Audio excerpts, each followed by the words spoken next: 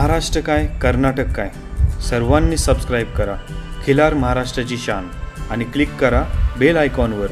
Enjoy. नमस्कार मंडळी, खिलार महाराष्ट्राची शान चॅनलच्या माध्यमातून एक मायक्रोचिप ब्रीडिंगचा प्रोग्राम आपण राबवतोय की ज्याच्यामध्ये सर्वात महत्त्वपूर्ण मुलाखत अशी डॉक्टरांची आपण गेले 2 दिवस झाले दाखवतोय। आजचा तिसरा भाग आहे।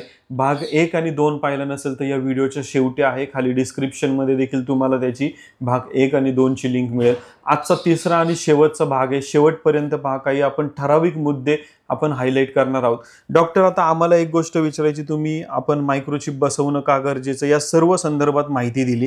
मायक्रोचिप आपण आता उद्याच्या तारखेपासून आता बसवायला चालू करतोय, पण आम्हाला थोडंसं हे विचारायचं आहे की खिलार महाराष्ट्राची शान चॅनलच्या माध्यमातून महाराष्ट्र कर्नाटकामधल्या आम्ही शेतकऱ्यांनी बरीचशी माहिती गोळा करून आज एका पोर्टलवरती आम्ही एकत्रितरित्या ठेवली। काही आमच्याकडे लेखी स्वरूपात आहे, फोटो व्हिडिओच्या स्वरूपात आहे। तर मायक्रोचिप उद्यापासून जेव्हा एका गोवंशाला बसवली जाईल तेव्हा उद्यापासून त्याचं रेकॉर्डिंग चालू होईल। पण याच्या मागे गेली 7 ते 8 वर्ष डॉक्टर आम्ही जी नोंद करून मेहनत करून ठेवली, तर ती पण नोंद आम्हाला इकडे सोप्या पद्धतीने घेता येईल का? अगदी चांगला प्रश्न आहे। जी मेहनत घेतली ती उपयोगीच पडणार आहे आणि ज्या ज्या दिवसापासून नोंदी सुरू झाल्या त्या प्रत्येक नोंदींची, म्हणजे भूतकाळातल्या सुद्धा 7 वर्षाच्या असो किंवा त्याच्या अगोदरच्या असो, ज्या गोष्टींची माहिती असेल एखाद्या गोवंशाबद्दलची, ती संगणकात गेल्यानंतर त्याचं पृथक्करण करणं सोपं होणार आहे।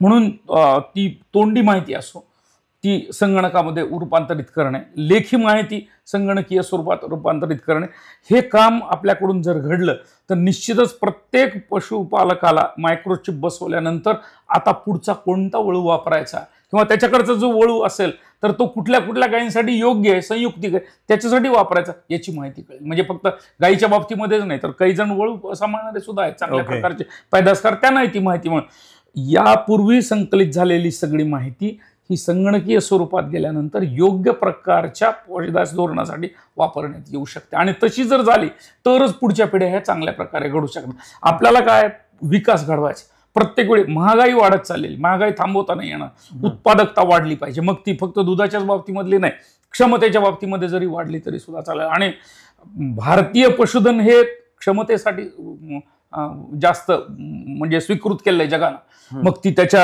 असलेल्या दुधाच्या गुणधर्माची असो किंवा एकूण असलेल्या शेती कामामधल्या ताकदीची असो, ती क्षमता महत्वाची, तग धरण्याची क्षमता असो, अशा सगळ्या पद्धतीनं आपल्याला पर्यावरण पूरक पशुधन म्हणून भारतीय गोवंश आहे।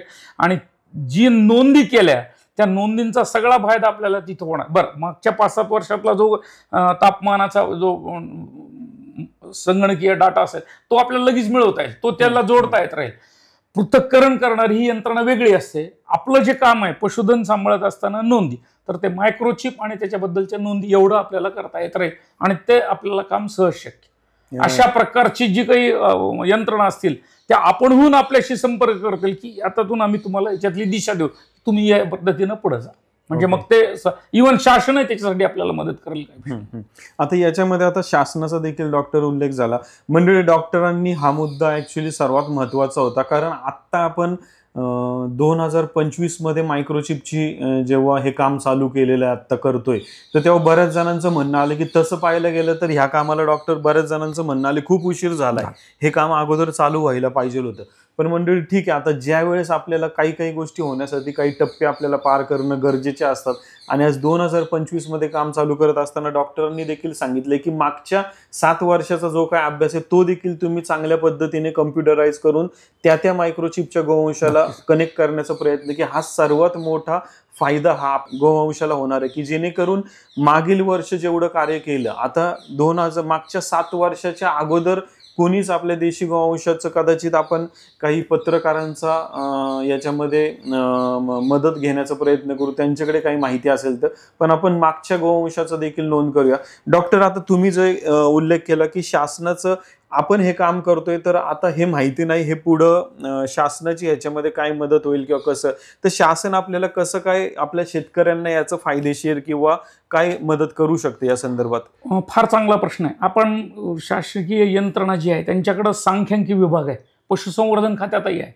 ह्या विभागानं काय केलं की आतापर्यंत ज्या ज्या वंशावळीच्या वळूंची जी काही क्षमता वाढलेली आहे किंवा क्षमता दिष्टित वळू निवडीसाठी जे काही डाटा गोळा करायचं काम आहे ते केलेलं आहे, पृथक्करण केलेलं आहे, शिफारसी केलेल्या आहे आणि त्याच्यामुळेच आपण काही काही वेळेस पैदास धोरण आपले ठरवू शकलेलं आहे.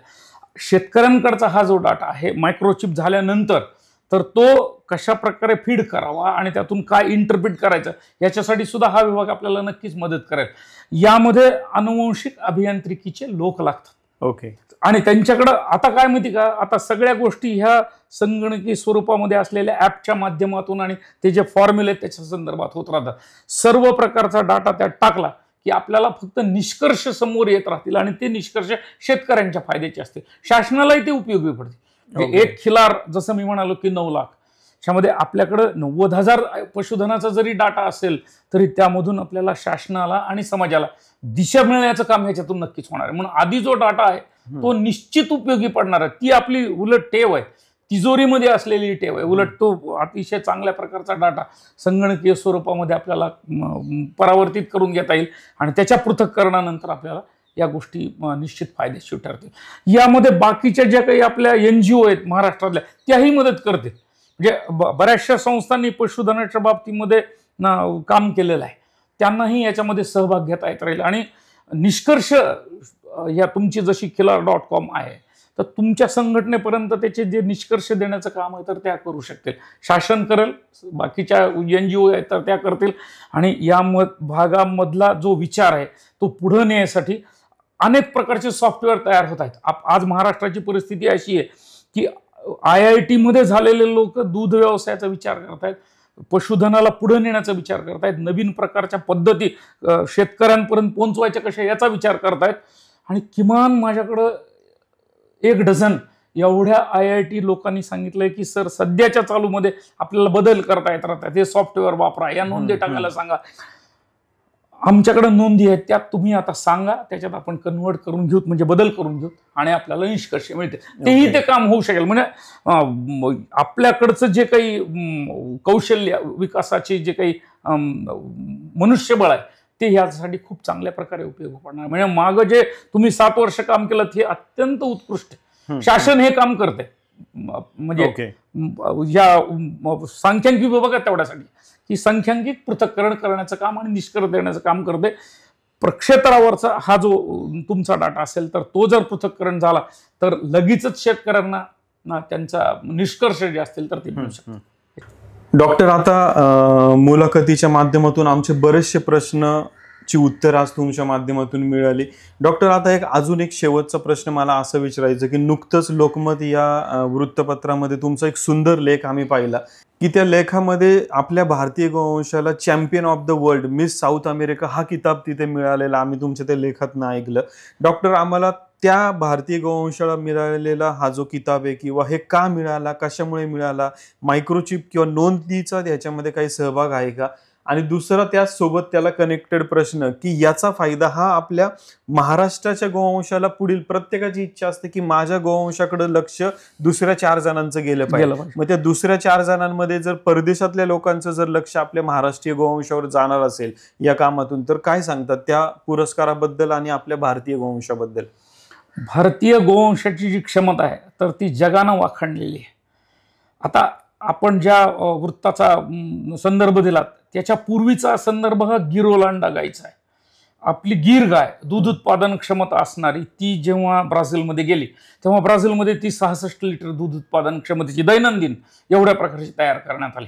तशा प्रकारची ही जी व्हिएटिना 19 नावाची जी गाय आहे जी की नेल्लोर ब्रीड किंवा गोवंश म्हणून जो आहे तो ओंगलच आहे, तो पण नेल्लोर जिल्ह्यातला असल्यामुळे त्याला नेल्लोर नाव दिलेलं आहे.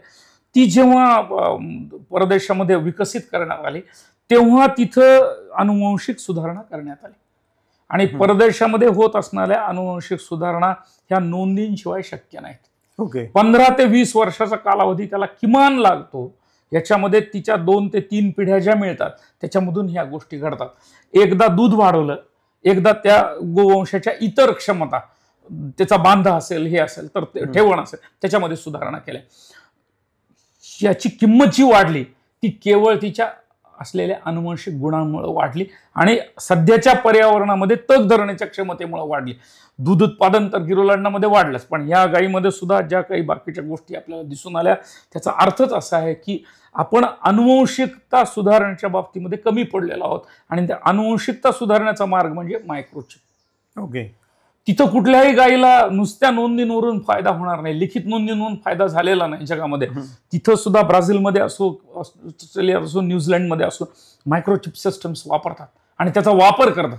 मुख्य म्हणजे वापर करतात. प्रत्येक वेळी ती गाय नोंदणीकृत झाल्यानंतर प्रत्येक वेळी तिची तपासणी होणं योग्य वेळी आणि त्या तपासणीमधल्या निष्कर्षाचा वापर योग्य व्यवस्थापनासाठी करून घेणं, हे जर झालं तर पुढची पिढी चांगल्या प्रकारे मिळते. म्हणून परदेशापर्यंत ऑलरेडी आपण गेलेलोच आहोत. या गोष्टी आपल्याला फक्त आपल्या देशामध्ये दाखवून द्यायच्यात, सिद्ध करायच्यात आणि पुढची पिढी नक्कीच सक्षम असेल की हे दाखवून द्यायला.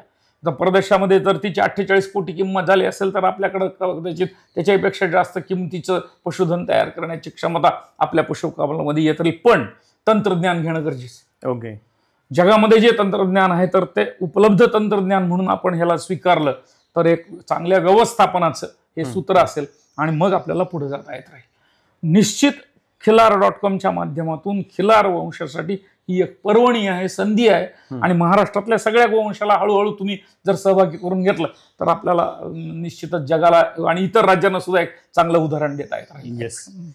धन्यवाद डॉक्टर. तर मंडळी, जो भारतीय गोवंशाला किताब त्या बाहेरच्या परदेशामध्ये मिळतो तर आपल्या गोवंशाला देखील मिळू शकते. याच्यासाठी आपण त्या गोवंशाची नोंद करणं किती गरजेचे मायक्रोचिपच्या माध्यमातून हे डॉक्टरांनी सांगितलं. डॉक्टर, मला इथे एक विचारायचं आहे की आता आपल्याकडचा जो महाराष्ट्राचा जो शेतकरी आहे तो त्याच्या गायीपासून गायीला योग्य वळू दाखवून एक ब्रीडरचं काम तो करत असतो. तर याच्यामध्ये पुढील भविष्य काळामध्ये जसं तुम्ही म्हणले की आपण त्या ओंगोल जातीच्या त्या गोवंशाला मोठी किंमत मिळाली, तसं आपले जे ब्रीडर आहेत महाराष्ट्राचे जे आपल्याकडे चांगलं ब्रीडिंग करतात तर त्यांच्या गोवंशाला पुढील भविष्य काळामध्ये देखील मोठी मागणी राहील का? ती निश्चितच राहील. त्याचं कारण असं आहे की अनुवंशिक सुधारणा झाल्या की त्याची जी गुणवत्ता आहे त्या गुणवत्तेची किंमत असते.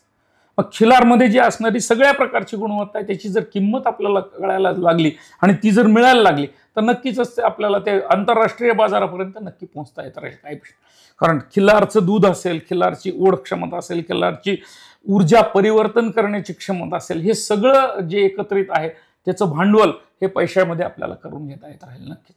आणि म्हणून 100% आपल्याला याच्यामध्ये यश आहे. 2 गोवंशांनी दाखवून दिलं, गिरनी दाखवून दिलं दुधामध्ये, ओंगलनी दाखवून दिलं त्याच्या ठेवणीमध्ये आणि त्याच्या बाह्य स्वरूपामध्ये. मग खिलारमध्ये तर सगळेच गुण एकत्र आहेत. बरोबर. याही दोन्हीपेक्षा चांगली क्षमता खिलारमध्ये आहे आणि एखाद्या गोवंशाचं दूध कमी आहे असं म्हणणं चुकीचं असतं असं मला माझ्या विद्यार्थ्यांनी परवा सांगितलं. मला आनंद वाटला. ओके. त्यांनी हे सांगितलं की आपण म्हणत खिलारचं दूध कमी म्हणलं की मग प्रत्येक जण म्हणणार अरे दूध कमी, मग प्रत्येक जण म्हणणार दूधच देत नाही तर मग कशाला सांभाळ. असं नाही. आपण म्हणताना हे सांगायला पाहिजे की प्रत्येक पशुधनाला दूध उत्पादनाची सुद्धा क्षमता आहे, तग धरण्याची क्षमता आहे, ताण सहन करण्याची क्षमता आहे असं म्हणायला पाहिजे. म्हणजे मग आपल्या म्हणजे अवलंबामध्ये सांभाळण्यामध्ये फरक पडेल. आपण जर चुकीचे शब्द वापरले तर आपल्यालाच त्याचा त्रास आहे. म्हणून सर्वच पशुपालकांनी असं म्हणणार आहे खिलार सुद्धा दूध देते आणि आम्ही दूध मिळवतो. येस, मिळवतो. ते 2 असेल ते 4 करता येईल, 4 असेल तर 6 करता येईल, काही व्यवस्थापनातून करता येईल, काही अनुवंशिक सुधारणेतून करता येईल. क्षमताधिष्ठित आहे एवढं मात्र नक्की. तिची आपण सांभाळण्याच्या ह्याच्यामधून कदाचित कमी झालेली असेल क्षमता असेल तर ती वाढवता येत राहील पुढच्या टप्प्यामध्ये आपल्याला आणि याचा हा आधार हा मायक्रोचिप असेल. ओके. तर मंडळी, या मुलाखतीच्या माध्यमातून आपण बरेचशा प्रश्नांची सुंदर माहिती घेतली. मायक्रोचिप बसवण्याच्या या ब्रीडिंग प्रोग्राममध्ये आपण सर्वांनी सहभागी व्हा.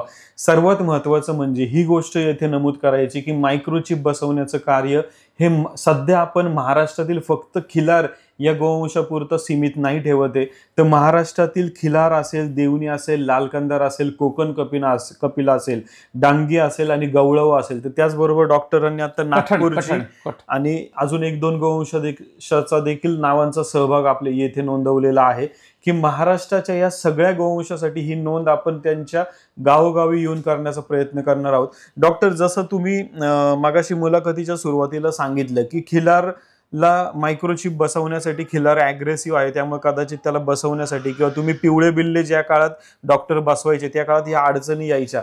पण चॅनलच्या माध्यमातून आम्ही सर्वजण याची जर तयारी घेत असो की तो आमच्यासाठी प्रॉब्लेम नाहीये, तर हे आपण सक्सेसफुल होणार या गोष्टीसाठी. सहज नाही, आणि त्याला फार त्रासदायक नाही. औषधोपचार आपण करतोच ना, म्हणजे शिरेमधून इंजेक्शन देणं आणि कानामध्ये मायक्रोचिप टाकणं, ह्याला सारखाच वेळ लागतो. कुठलाही प्रकारचा अनस्थेशिया द्यायची गरज नाही, कुठल्याही प्रकारची अडचण नाही, काहीच वेदना नाहीत, काहीच. त्यामुळे ते खिलारमध्ये सहज शक्य, फक्त करून घेणं गरजेचं. येस. तर मंडळी, या मुलाखतीच्या माध्यमातून आपण या ब्रीडिंग प्रोग्रामला सुरुवात करत आहोत. याचा अनाउन्समेंट आता आपण करतोय. या 3ही भागामध्ये तुमच्या प्रश्नांची उत्तरं तुम्हाला मिळालेली असतील. अजूनही कोणते प्रश्न असतील तर खाली व्हिडिओच्या खाली कमेंट बॉक्समध्ये तुमचे प्रश्न नोंदवा. आपण त्या प्रश्नांवरती डॉक्टरांच्या माध्यमातून, जाणकारांच्या माध्यमातून तुम्हाला उत्तर देण्याचा नक्कीच प्रयत्न करू. मंडळी, खूप खूप धन्यवाद. धन्यवाद. खिल्लार महाराष्ट्राची शान, खिल्लार महाराष्ट्राची शान.